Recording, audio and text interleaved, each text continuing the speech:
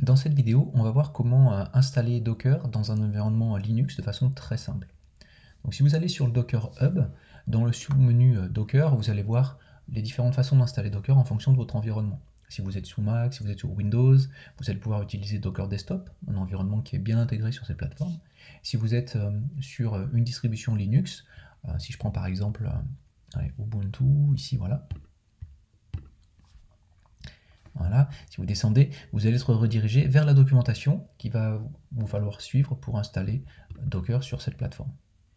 Donc c'est pas très compliqué, hein, il y aura simplement un ensemble de commandes à lancer, commandes relativement simples qui vont vous permettre de mettre en place Docker sur votre plateforme.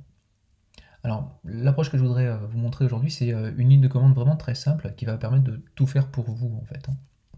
Alors ce qu'on va faire, c'est déjà utiliser Multipass. Alors j'ai déjà parlé de Multipass dans une vidéo précédente, n'hésitez pas à vous y reporter pour regarder un petit peu comment fonctionne cet outil. Multipass va nous permettre de créer des machines virtuelles en local. J'aime bien faire ça, c'est assez simple pour les démos. Donc Multipass, on va lancer une nouvelle machine virtuelle, launch, je vais l'appeler Docker.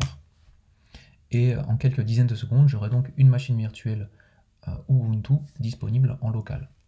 Comme je suis sous Mac, elle sera sur l'hyperviseur HyperKit. Donc c'est relativement rapide pour lancer cette machine virtuelle. Ça prend vraiment quelques dizaines de secondes.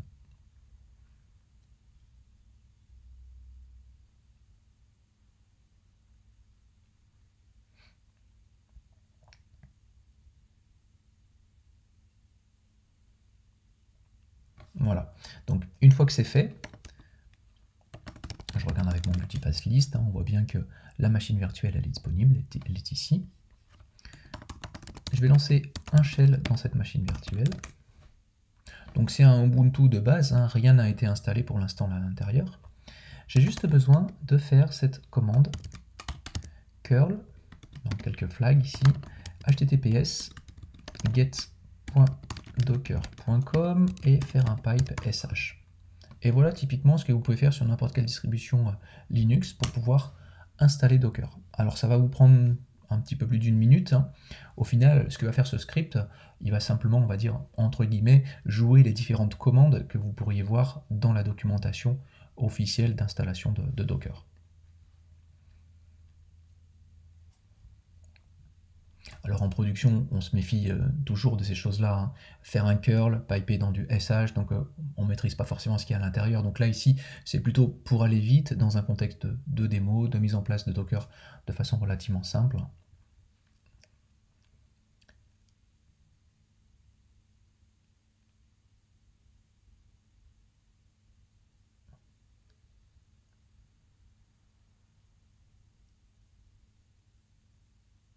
Voilà.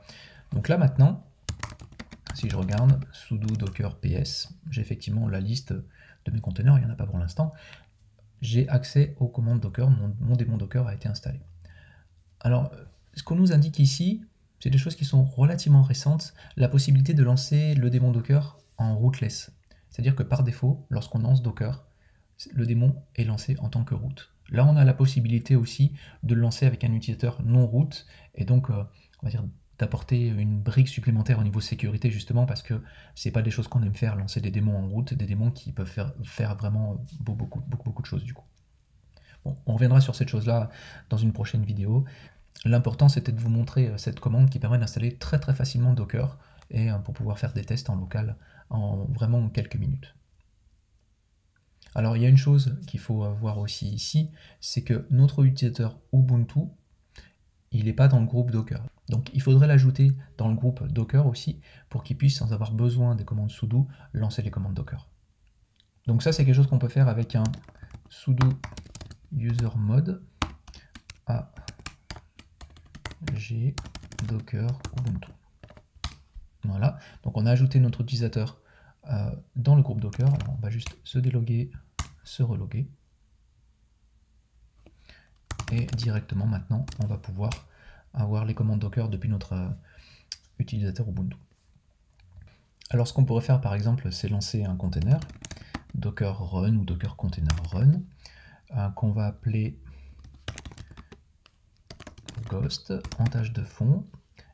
on va exposer les ports. Alors c'est 2368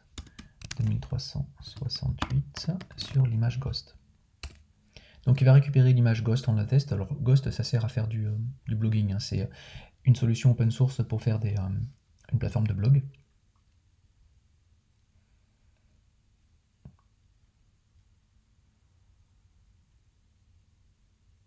Donc voilà, l'image est récupérée. Une fois que l'image est récupérée, le conteneur va être lancé à partir de cette image.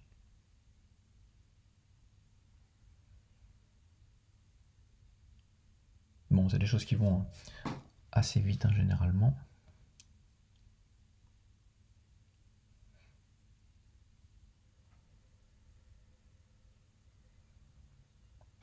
En attendant, les choses intéressantes ici, c'est de récupérer l'adresse IP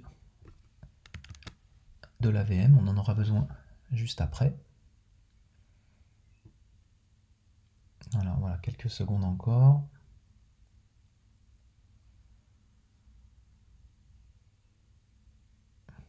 Très bien.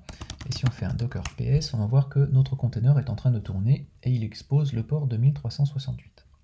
Alors ce qu'on va faire, c'est aller sur un navigateur. On va coller l'adresse IP 2368.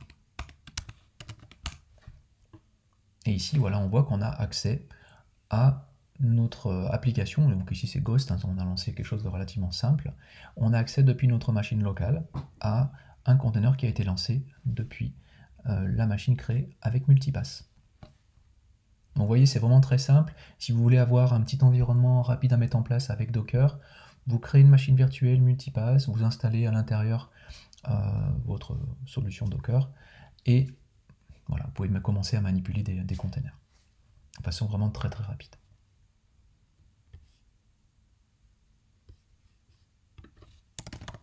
Encore une fois, pour pouvoir ensuite faire un peu le ménage, on fait un multipass delete-p, le nom de la machine virtuelle,